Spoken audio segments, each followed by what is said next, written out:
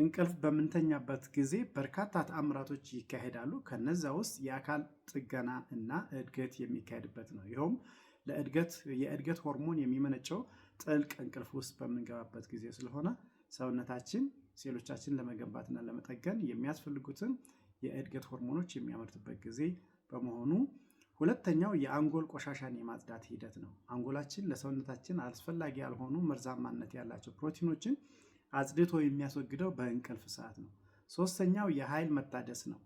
የውስጥ ባትሪን መሙላት የሚካሄደው በዚህ ሰዓት ነው። ይኸውም ኤቲፒ መጠን በማደስ ለአካላዊ እንቅስቃሴ የሚሆን ኃይል የሚተካው በዚሁ በእንቅልፍ ሰዓት ሲሆን፣ በአራተኛ ደረጃ የልብና የደም ዝውውር ጤንነት የሚስተካከለው እንቅልፍ በመተኛት ነው። ይኸውም ለልብ በቂ እረፍት በሚያገኝበት ጊዜ የደም ግፊትና የልብ ምት በከፍተኛ ሁኔታ ስለሚቀንስ፣ ይህም ለልብና ለደም ዝውውር ስርዓት ወሳኝ እረፍት በመስጠት ለልብ በሽታ የመጋለጥ እድላችንን በእጅጉ ይቀንሳል ማለት ነው። በቂ እንቅልፍ የሚተኙ ሰዎች የልባቸው ጤንነት የተጠበቀ ይሆናል። እንዲሁም በእርጅና ዘመን የመርሳት በሽታ ወይም አልዛይመር የመጠቃት እድላቸውን በሰፊ ይቀንሳል።